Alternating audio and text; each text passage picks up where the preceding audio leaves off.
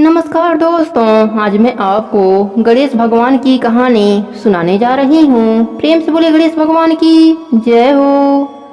बहुत पुरानी बात है। एक गांव में एक बुढ़िया माई अपने बेटे बहू के साथ रहती थी। उस बुढ़िया माई का एक नियम था कि वह ब्रह्म मुहूर्त में उठ जाती, स्नान आदि करके गणेश भगवान की पूजा पाठ करती, कहानी सुनकर उन्हें भोग लगाती। उसके बाद स्वयं अन्न जल ग्रहण करती थीं। एक बार किसी रिश्तेदार की मृत्यु हो गई। बुढ़िया माई को उस शोक में जाना पड़ेगा। वहाँ उनको 9-10 दिन लगेंगे। बुढ़िया माई बड़ा चिंतित हुई कि उनके जाने के बाद गणेश भगवान का नित्य नियम कौन निभाएगा। उन्हें चिंतित देखकर बेटे ने कहा, माँ तुम परेशान मत हो, तुम्हारी बहू तुम्हारी अनुपस्थिति में यह सब काम कर देगी।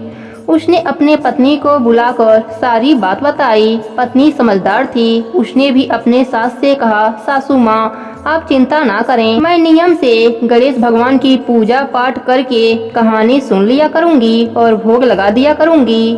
सास निश्चिंत होकर चली गई। उसके जाने के बाद बहू सुबह सुबह उठी और नहा धोकर गणेश भगवान की पूजा पाठ करी, फिर कहानी सुनी। फिर उसने उनके भोग के लिए हलवा पूड़ी बनाया और थाली में परोस दिया और गणेश भगवान से भोग ग्रहण करने की प्रार्थना करने लगी। बहू कहने लगी, प्रभु आप भोग लगा लीजिए ताकि मैं भी भोजन करूं। थाली रखकर वह घर का काम निपटाने लगी। बीच बीच में आकर एक बार देख जाती कि गणेश भगवान ने खाना खाया या नहीं, पर थाली वैसे ही पड़ी रही। पति काम पर चला गया था। बहू ने भी सारा काम समाप्त कर लिया। वह सोच में पड़ गई कि गणेश भगवान खाना क्यों नहीं खा रहे हैं। यदि कुछ दिन तक नहीं खाएंगे तो कमजोर हो जाएंगे। सास वापस आएंगी तो गुस्सा करेंगी। बहू स्वयं को दोष देने लगी, शायद मेरे ही पूजा पाठ में कोई कमी रह गई होगी, इसलिए प्रभु ने भोजन ग्रहण नहीं किया। वह गणेश भगवान के आगे हाथ जोड़कर प्रार्थना करने लगी, आप खाना खा लीजिए, नहीं तो मैं भी भूखी रह जाऊंगी। गणेश भगवान मन ही मन सोचने लगे कि बहू तो बहुत ही सीधी और सरल स्वभाव की है। यदि मैं भोग नहीं लगाऊंगा तो मुझे प्राणी की हत्या का दोष लगेगा। गणेश भगवान मूर्ति से निकलकर भोग ग्रहण कर लिए और बहू से बोले, मैंने खाना खा लिया है, अभी मैं अपने लोग कुछ काम निपटाने जा रहा हूँ, शाम को खाने के वक्त आ जाऊंगा। अब रोज यही होने लगा। जब 10 दिन बाद सास वापस आई तो सबसे पहले वह गणेश भगवान की मूर्ति की दर्शन करने गई, पर मूर्ति वहाँ नहीं थी। सास ने बहू से पूछा, गणेश भगवान की मूर्ति कहाँ है? बहू ने कहा, गणेश भगवान तो अपने लोग घूमने गए हैं, वह शाम को खाने के टाइम आ जाएंगे।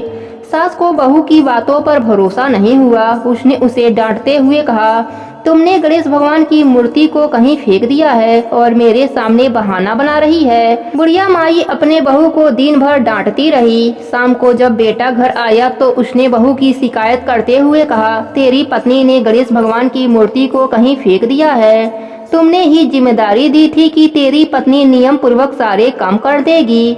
अब तू ही बता, तेरी पत्नी मूर्ति के साथ क्या किया है? तब बेटे ने पत्नी से पूछा तो पत्नी ने वही बताया जो सास को बताया था। उसने कहा, यदि आप लोगों को विश्वास ना हो तो शाम तक का इंतजार कर लीजिए, आप लोगों को सच का पता लग जाएगा। बेटे ने माँ से सब्र करने को कहा ताकि सच सामने आ जाए। शाम को गणेश भगवान की मूर्ति प्रकट हो गई। बहू ने कहा, सासू जी देखिए, आपके गणेश भगवान आ गए। सास को फिर भी यकीन नहीं हुआ। उसने कहा, तूने जरूर कहीं छिपा दिया होगा और अब रख कर बोल रही हो कि गणेश भगवान आ गए। बहू रोते रोते गणेश भगवान से सहायता करने की प्रार्थना करने लगी। गणेश भगवान प्रकट होकर सास को दर्शन दिए। तब सास बोली, मैंने सारा जीवन आपकी कथा सुनी, आपकी पूजा करी, आपको भोग लगाया, पर आपने इससे पहले कभी मुझे दर्शन नहीं दिया। गणेश जी बोले, तुमने मुझे केवल एक मूर्ति समझकर भोग लगाया था, पर बहू ने इसे सच्चा जीव समझा।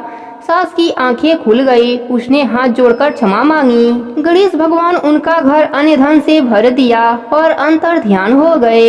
हे गणेश जी महाराज, जैसे आपने सास बहू पर कृपा करी, वैसे ही अपने सभी भक्तों पर अपनी कृपा बनाए रखना। प्रेम से बोले गणेश भगवान की जय हो, भोलेनाथ की जय हो, पार्वती माता की जय हो।